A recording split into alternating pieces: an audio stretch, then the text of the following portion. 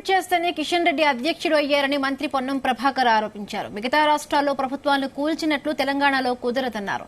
BJP BRS కలిసి ప్రభుత్వంపై కుట్రలు చేస్తున్నారని, మా ప్రభుత్వాన్ని టచ్ కూడా చేయలేరని తెలిపారు. ప్రభుత్వం ఏర్పడి 70 రోజులు కాలేదు, అప్పుడే విమర్శలు చేస్తున్నారని మండిపడ్డారు మంత్రి పొన్నం.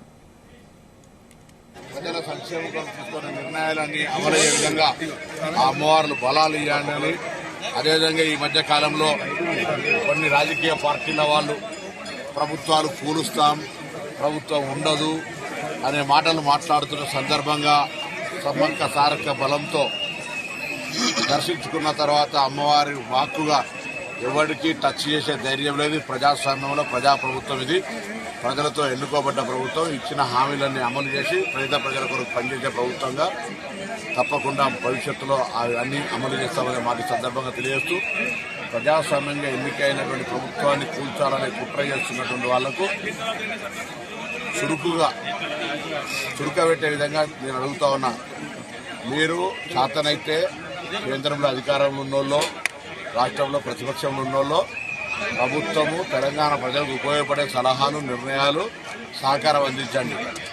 ఆ బుద్ధి కలగాలని ఆ అమ్మవారిని కూడా ఈ సందర్భంగా కోరుకుంటున్నాం. ప్రభుత్వం అది 2004 నుంచి 14 దాకా అన్ని అమలు చేశాం. 2014 నుంచి 23 దాకా అమలు చేయలేటువంటి వాటి గురించి ముందు ఒక్కసారి ఆత్మవిమర్శ చేసుకోవాలని ఆ రాజకీయ పార్టీలను కోరుతా ఉన్నాం.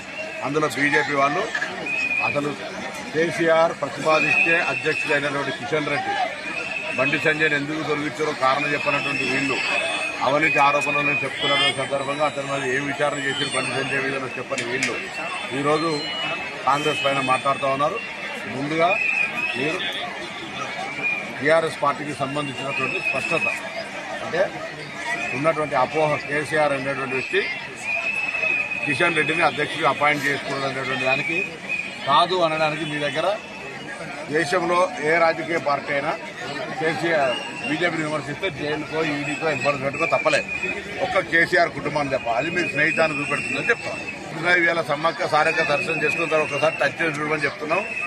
మాడి మసైపోతారని చెప్తా ఉన్నాం. అటువంటి పరిస్థితి ఉంటే, అటువంటి కుతంత్రపు ఆలోచన మంచిగా ప్రజాస్వామ్యంకు ఎన్నికై 70 రోజులు కూడా కాలే అంటే వాళ్ళకి ఏ విధంగా అధికార దాహము, కుట్ర జరుగుతుందో అర్థం చేసుకోవాలి. రెండు పార్టీలు కలిసి ప్రజల సంక్షేమం కోసం తీసుకున్న నిర్ణయాలన్నీ అమలయ్యే విధంగా ఆ అమ్మవార్లు బలాలు ఇవ్వాలని, అదేవిధంగా ఈ మధ్య